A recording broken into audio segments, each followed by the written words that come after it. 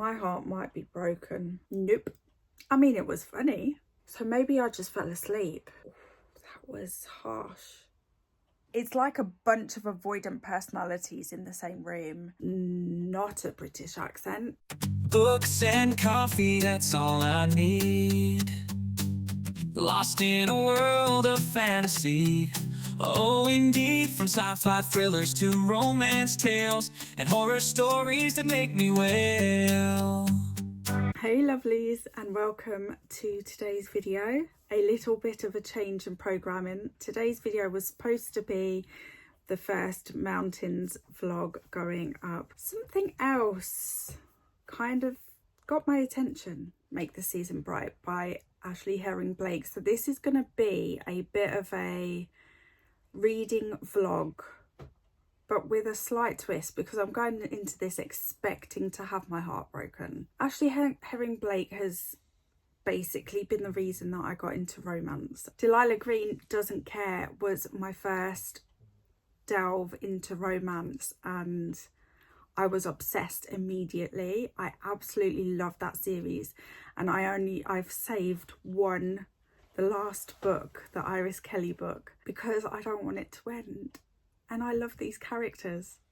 So when I saw this book was coming out, I was very excited. When I saw that it was the pick for Paula's book club, which is over at Family and Books, and also Brittany and Kelsey's book club, B&K, linked in the description box below, of course. I was really excited because I thought, well, this means I'm gonna get to it this year, right? Then what happened is that I saw Brittany and Kelsea and everyone reading the book and not particularly enjoying the book, to the point where there were some 1 stars. Please let me be the one that loves it. I don't want to be like all the other girls. Let this be the time. Let this be the time, please. I'm going to stop begging you because you've got no control over this. But hopefully taking you along on this journey with me will at least give me some level of enjoyment, even if it does break my heart in the process. Hang around with me and wish me luck.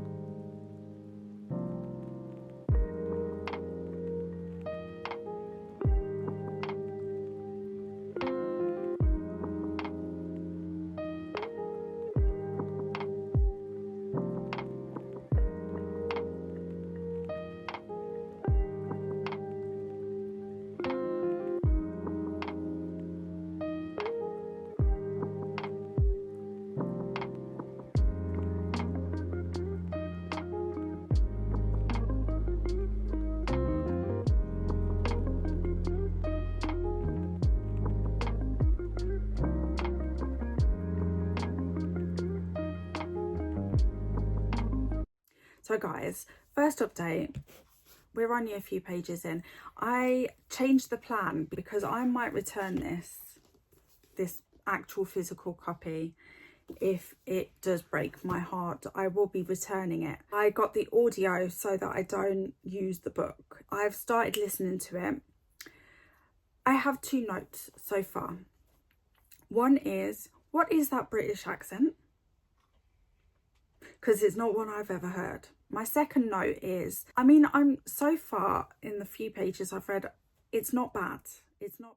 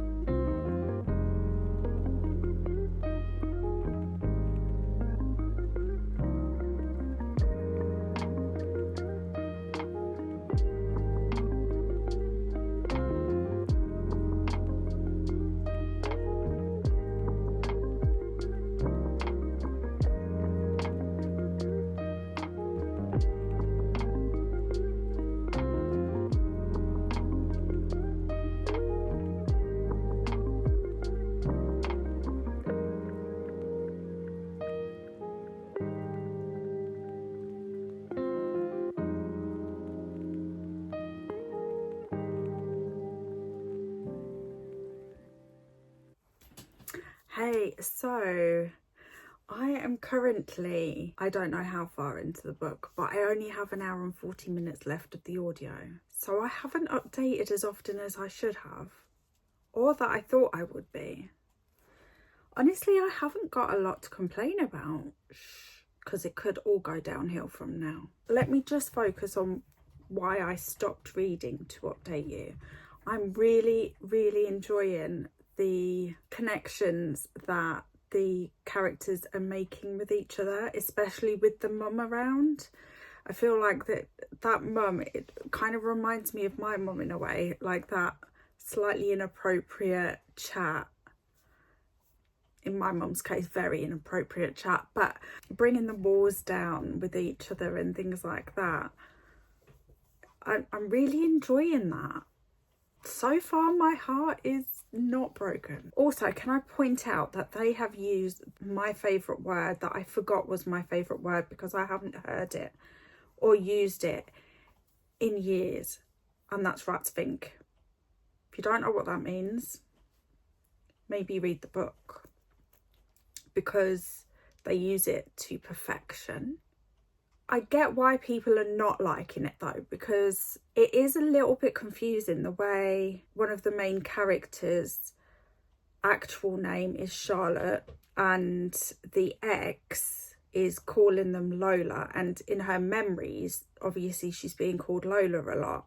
That, like, I missed the bit where it told us that, so I didn't realise who the hell Lola was at first, and that it took me a minute. Maybe that's a me thing, but I think if I didn't miss it, it wasn't clearly, like, it wasn't clear. Because Charlotte shortened to Lola, it's not an obvious nickname at all. Hi, Editing Laura here, and I also wanted to add that the characters, quite a few of them, are quite childish and not in a funny sort of way. I just wanted to make it clear that I get if people are getting frustrated and annoyed with quite a few of the characters, because some of them are really childish and just really don't behave in an adult sort of way. It's like a bunch of avoidant personalities in the same room. It's not great for entertainment purposes, you know? Also, I'm kind of digging the grey hair. Like, you can see it on the cover. I can't remember which way round it is. Is it Charlotte that's got the grey hair? I think that's Charlotte, and I think that's Brighton. And she's got the grey hair and doesn't even attempt to dye it or anything like that. And I absolutely love that. Being a grey-haired human myself, I really appreciate that, because it's rare that it's nearly always like blonde or red hair or dark, so you never really get like other options. You know what, I think I'm going to end up keeping this at this rate. I shouldn't have said that, because it's going to go downhill from now, isn't it? Okay, I'm going to go back to it. Wish me luck. I will try and do another update, but with only an hour and 40 minutes left, I don't know if that's going to make sense. So we'll see. We'll play it by ear.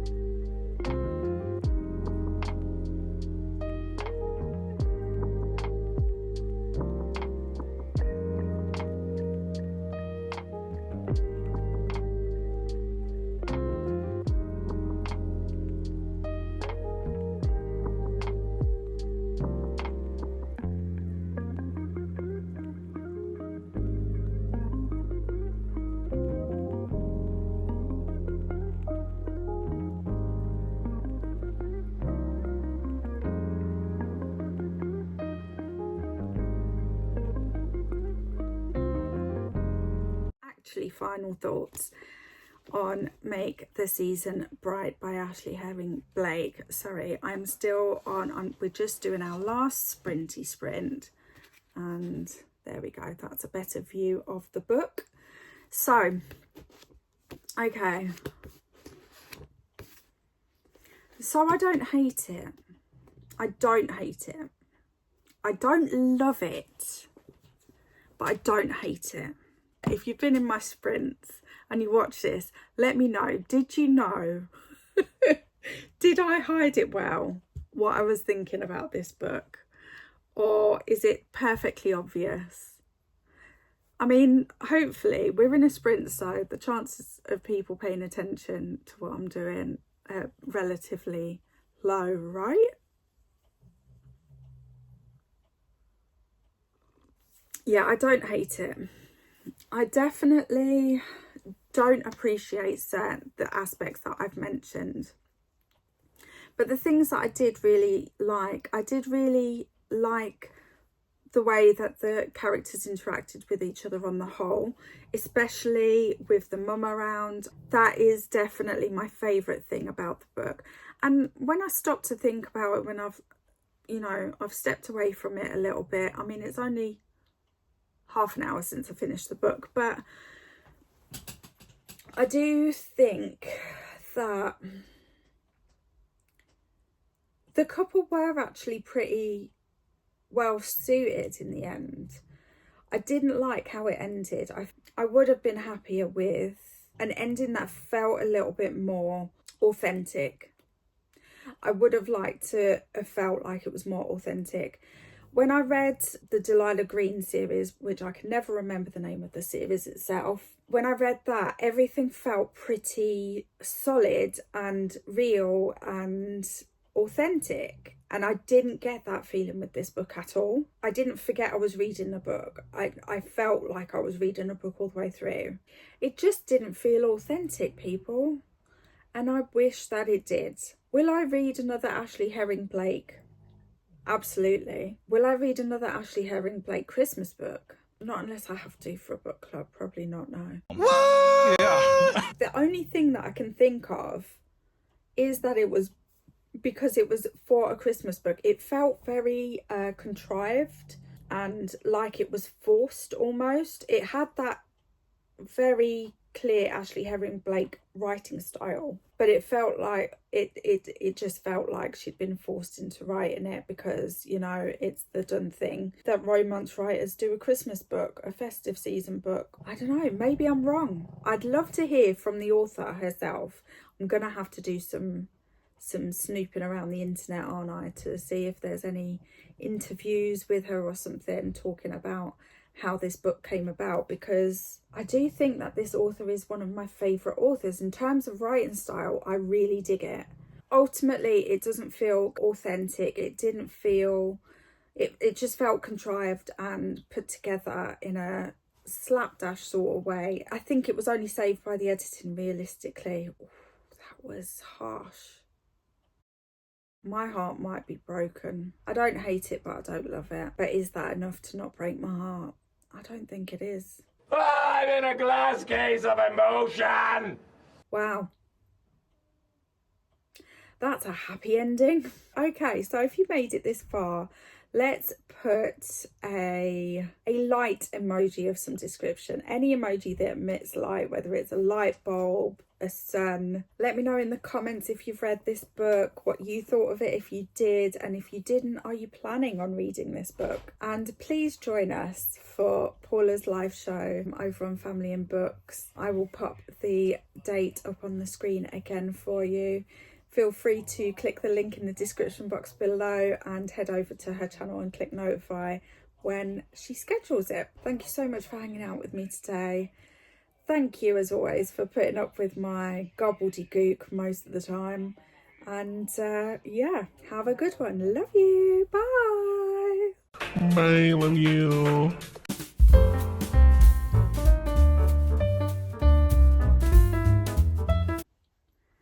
Oh, crap. I've put the camera on top of the book. That I need to hold up. Said it was supposed to be a British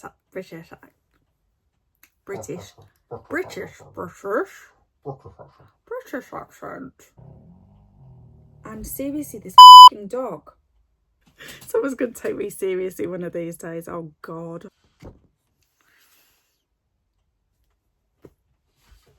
Wave, Matthew.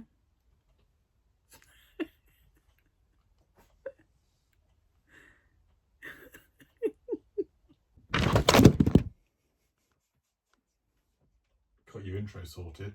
Yeah. All the outtakes, all in 39 seconds. I'm a book hermit, part of the booktube crew, sharing my thoughts, connecting me and you. With every page a new adventure awaits, a community bound by the love we create. Grab a cup of joe, let's